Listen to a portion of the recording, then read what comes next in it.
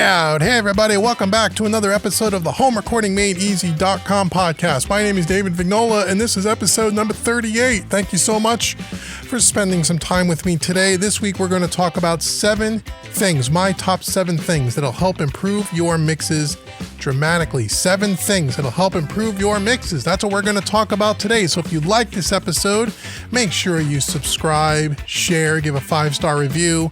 Leave comments below if you're listening to this on YouTube as well. That helps me out and I really do appreciate it. Also, make sure you stick around to the end of the podcast because I want to give you a couple of free things just for listening. So let's talk about 7 things that'll help improve your mix right here on the HomeRecordingMadeEasy.com podcast.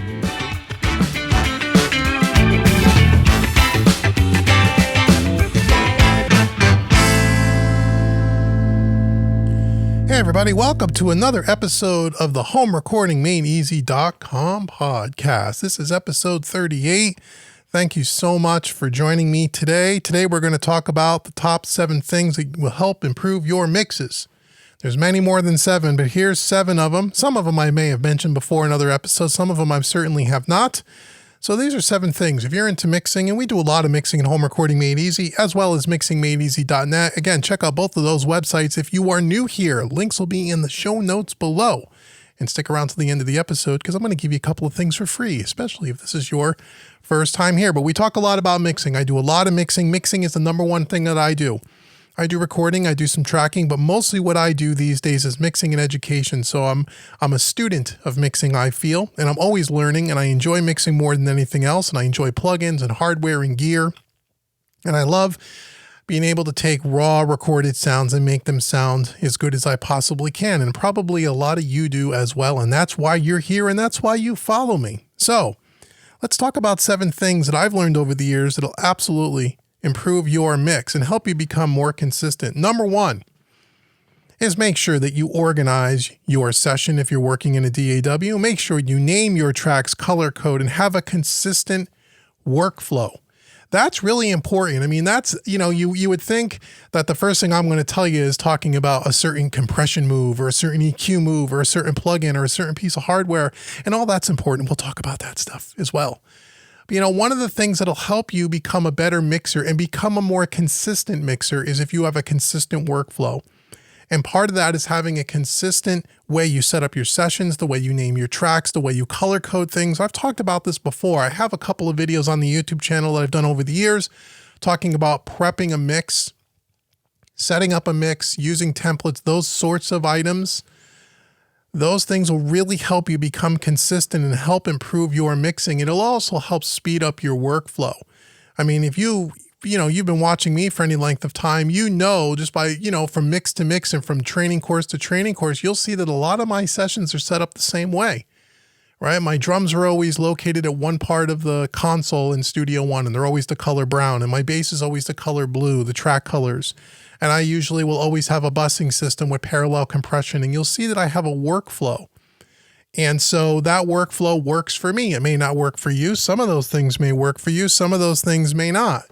And what I aim to strive for here at Home Recording Made Easy is to show you a bunch of different ways to do things so you can take what you like from my workflow and then also figure out what you don't like by watching my workflow and building your own workflow. And so if you don't have a consistent way you do things, if you don't use templates on some level, if you don't have somewhat of a process, you ought to consider getting one and developing one for yourself. That's really going to help you. Okay, so tip number 1 is organize yourself. Organize your sessions. Make sure you have a workflow. Make sure you use templates, and that's going to help you in part be more consistent from mix to mix. Number 2, when you're working on a mix, another thing that'll help improve your mix is give yourself a time limit. Now, I know I've talked about this before in other podcast episodes. Give yourself a time limit on how long it takes you to mix a song. Now, again, every session is going to be a little different. It depends on, how many tracks and what kind of music and how well were the tracks recorded and all that stuff. I get all of that.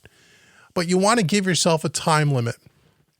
You don't want to spend days and days and days and weeks and weeks and weeks mixing a song and tweaking it again and tweaking it a third time. Okay?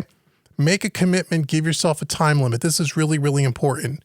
When I'm mixing a song that's less than 30 tracks, it doesn't have a lot of repair work, I give myself about 4 hours to 5 hours to mix a song from start to finish. That's about the time. Maybe it's a little more, maybe it's a little less, but it's in that ballpark. Okay, it rarely takes me longer than 6 hours to mix a track. Rarely. I tend to mix fast. Now, again, part of the mixing process, you got to kind of say, well, does that include Dave setting up the session and importing the audio files and cleaning the tracks and all of that? No, not really. That's kind of maybe 30 or 40 minutes of prep. And then it's about 4 hours to mix the song, assuming, again, that there's only about, probably less than 30 tracks and there's not 150 tracks for me to go through. Now, if you have a huge session, part of that mix preparation is comping tracks, finding out what you can eliminate, consolidating things, and that could take a little more time. But if you give yourself a time limit, whatever that time limit is, that's going to help you make a commitment, make decisions, trust your instinct, and move quickly through mixes. And I think that that's important. Again, we don't want to be careless and we don't want to not spend enough time on something and just kind of rip through it for the sake of ripping through it. I'm not talking about that. I'm talking about using your instincts, and as you get better as a mixer, you know what to reach for. You know what to do when you hear a sound. You know how to EQ certain things. You know how to get things to be balanced. Now, when you're newer and you're starting out in mixing, that's going to take a lot longer to figure out, certainly. But over time, as you get better at mixing, you should be able to give yourself a time limit to be able to commit, get it done, move on to the next project. And the next project will hopefully be better than the last project if you've learned anything from it. Okay, so that's important. Again, 4 to 6 hours is about what I take, and inside of there I take breaks and whatnot, but that's about the limit. And I would say give yourself a time limit. Don't spend 2 days working on the sound of a snare drum. Big mistake, in my opinion. So that'll help you. That's tip number 2. Tip number 3, something that you always want to consider, is using both high pass and low pass filters, especially high pass filters. We talk about that a lot, how that's going to really help clean up a recording when you're talking about everything other than maybe kick and bass. And although kick and bass, I use high pass filters as well. Okay, so giving us low cut, high pass filters, and also high cut filters as well. Okay, cutting some of the highs. If you have a track that's really sizzly, very brittle on the top end, all that noise and kind of way at the top, up at, 15K, 16K, 18K, by rolling off some of that stuff brings more focus to the elements in your mix, a different instrumentation in your mix, and that's going to help. It's going to bring some focus and some clarity to the mix. Again, every mix is different. I realize that, but make sure you use filters. Filters are your friends. Make sure you use them and use them effectively. That's another thing that sometimes we tend to forget about. Sometimes myself as well. So something to always keep in mind. Okay, that's tip number 3. Tip number 4, here's a big one. Here's a big one, everybody, for you working inside of a DAW. Who isn't working inside of a DAW today, right, on some level? Stop mixing with your eyes, especially when you're using EQ plugins where you have the graphic display and you can see all the frequencies. Try to use a non-graphic display EQ when possible. Stop mixing with your eyes. We do it with EQ a lot. We do it with compression a lot. We look at the meters and we look for certain things. We look for LED lights and we let our eyes tell us how to use plugins and how to adjust things instead of our ears. This is a common problem in the digital mixing world today. It just is, and we all have to deal with it, and we all have to look. The DAW is here to stay. Thank the Lord for that. It's wonderful technology. But one of the problems when you get away from working old school way, hence, analog console, real faders, outboard gear, and not having a screen in front of you, is that you're not using your ears. You used to mix back in the good old days, or it's not even the good old days, I'm teasing, back in the day when there was no Pro Tools and there was no screen. The engineer didn't use their eyes to see what was going on the screen. They had to listen to the darn speakers and make decisions based on what they heard, not what they saw on the screen.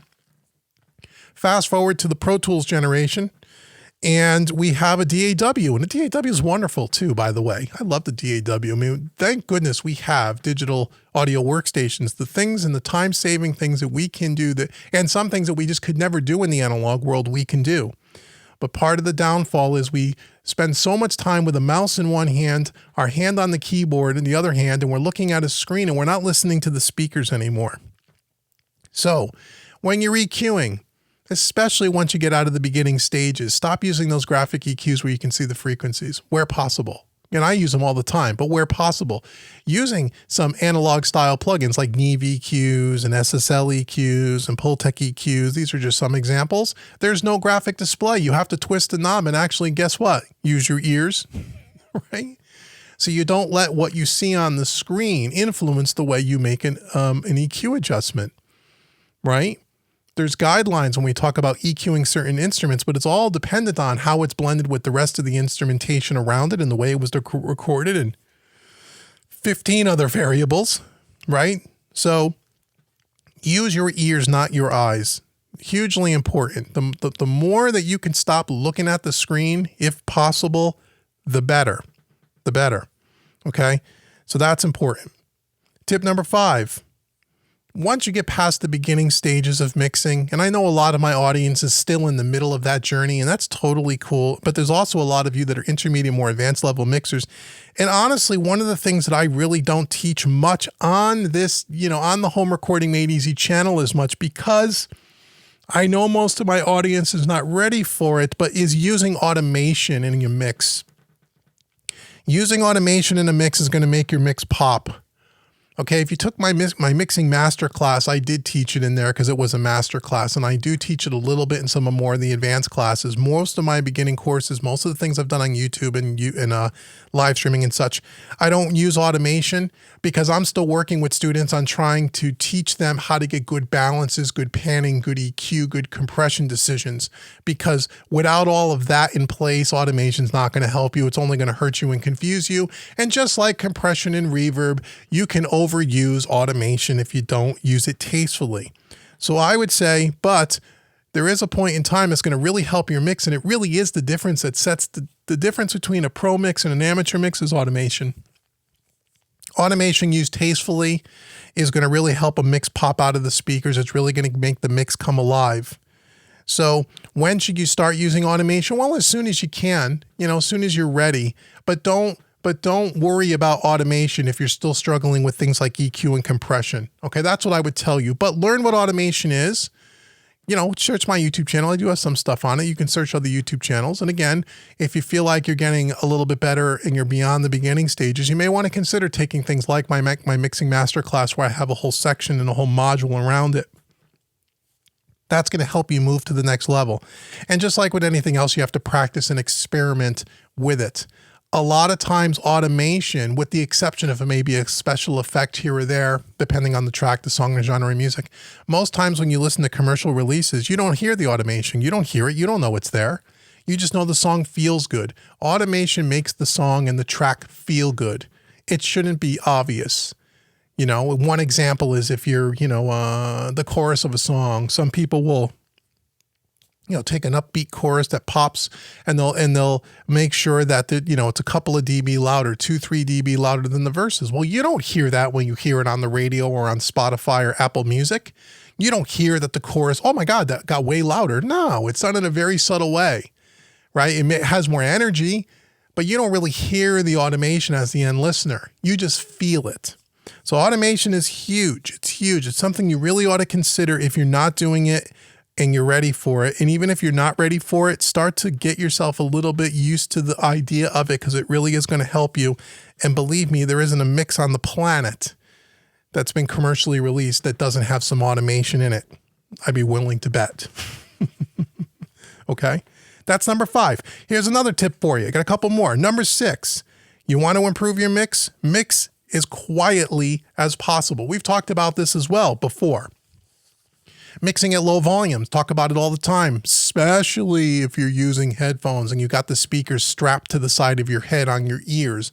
Listening at loud volumes is a bad idea for long periods of time. It doesn't mean you shouldn't check the mix at loud volumes. It doesn't mean you shouldn't do it temporarily to see how it sounds. Of course you should.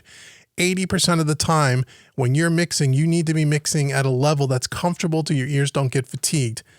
Whether you're using speakers or headphones. When I'm using studio monitors, I'm mixing at a volume where if I was, clacking the keys on my keyboard in front of me, I can hear the keys as loud as the music.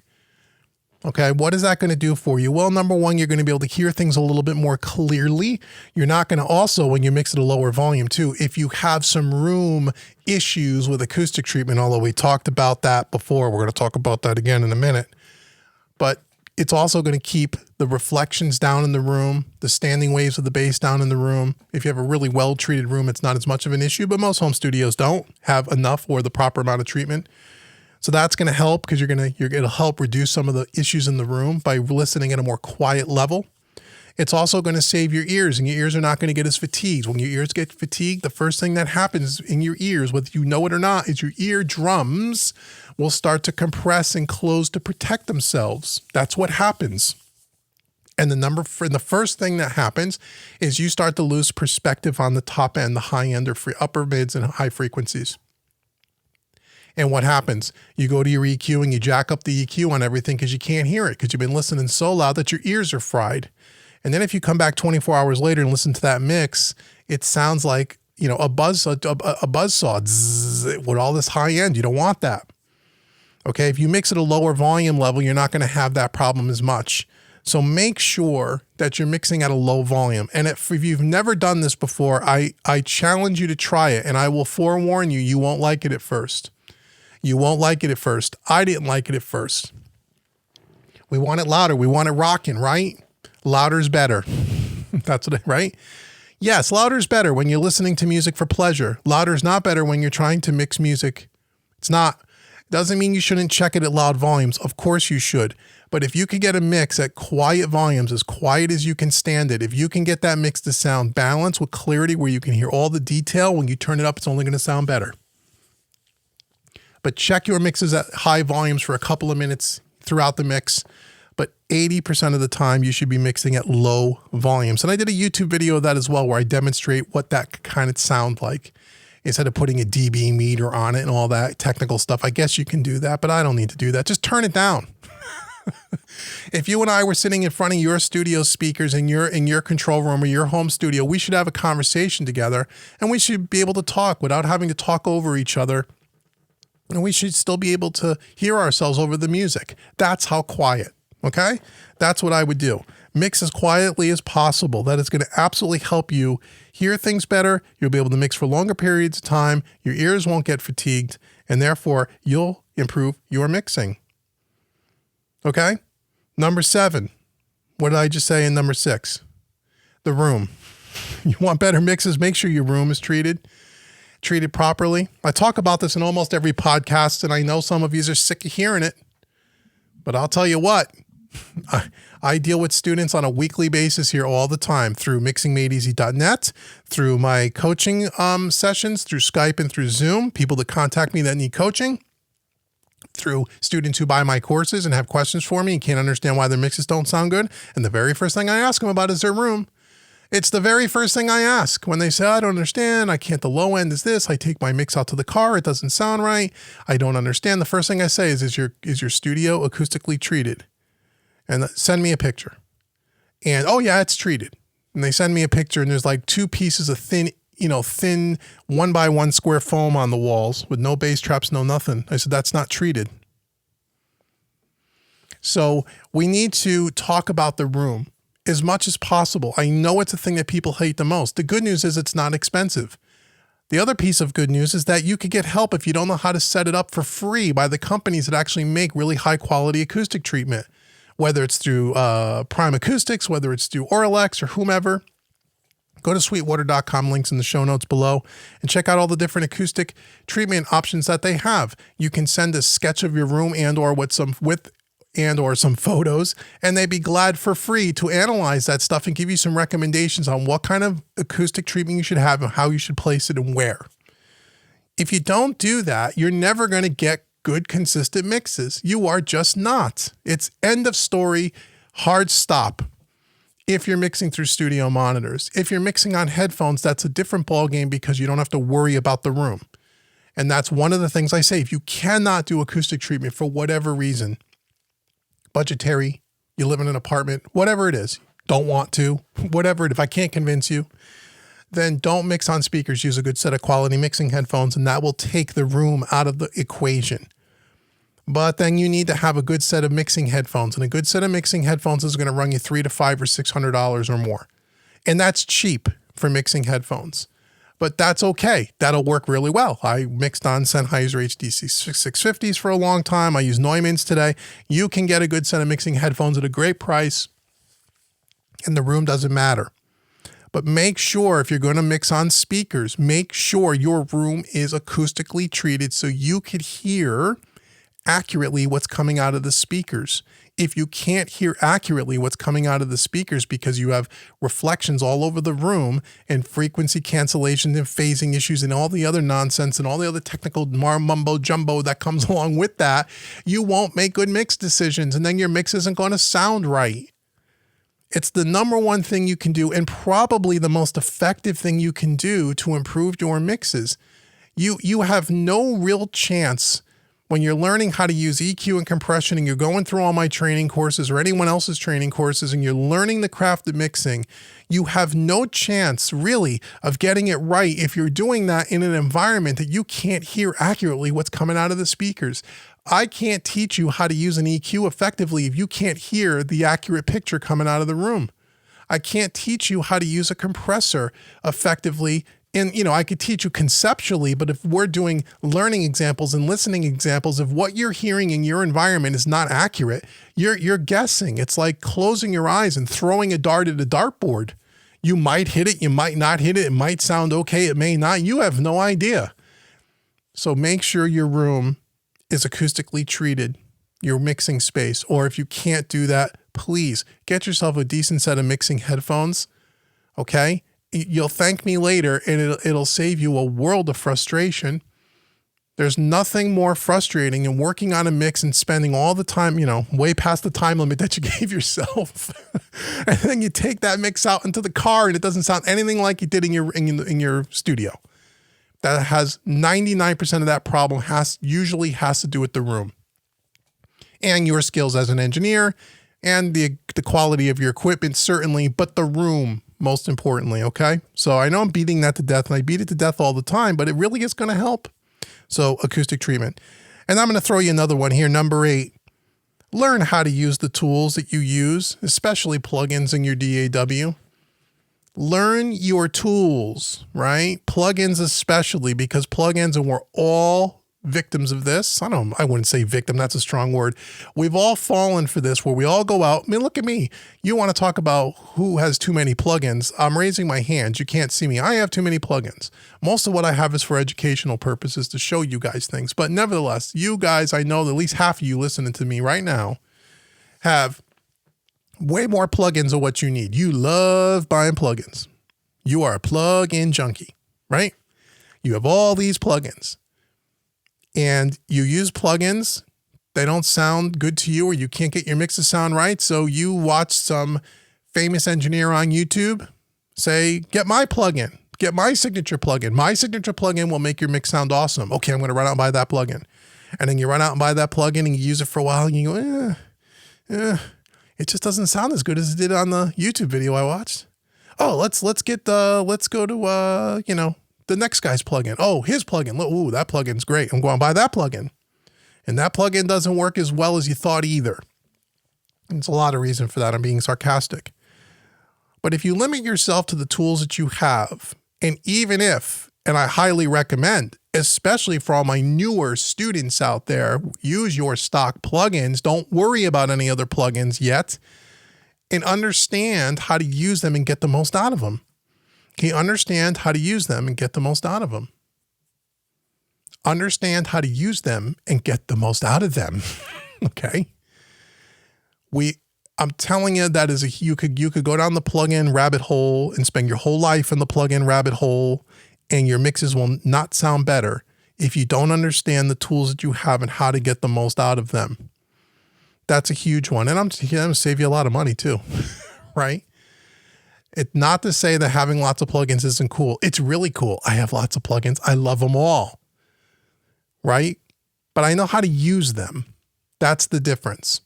So if you have to, in the mix, open up your whatever DAW you're using, open up your plugin browser or your plugin manager or however you do it, And there is a long list of plugins that you have to scroll through for 4 minutes just to find a compressor that you'd like to use. You got too many plugins. You got too many plugins, my friend. You got too many plugins. If you have to search for a plugin and you can't figure out which EQ to use because you got 50 of them, you have too many. Okay? There's a time and a place for that. Again, I have that too. And I'm not saying that once you know how to use this stuff effectively and can really use them, that it's not fun to change them up and have different things and have little bells and whistles and different looking plugins, and it's cool and it's fun. Of course it is. And there's nothing wrong with it. But what I'm trying to, point out here and kind of press home to you is that unless you know how to use these things, don't keep running out and buying plugins that isn't going to help you. Limit your options until you really know what you're doing. Okay. That's really going to help you. So in summary, and there's more, we'll talk about more in another episode, but organize your session. Make sure you have a consistent workflow. Give yourself a time limit. Don't take 2 weeks to mix a song. It should never take 2 weeks to mix a song. I don't care what the most famous audio engineer on YouTube that you love said. No one needs to spend 2 weeks mixing a song. Okay. You should be able to mix a song in 4 to 6 hours if it's not a massive session once you know what you're doing. But give yourself a time limit. Pick a goal, give yourself a time limit. Use low and high pass filters where appropriate. Stop mixing with your eyes.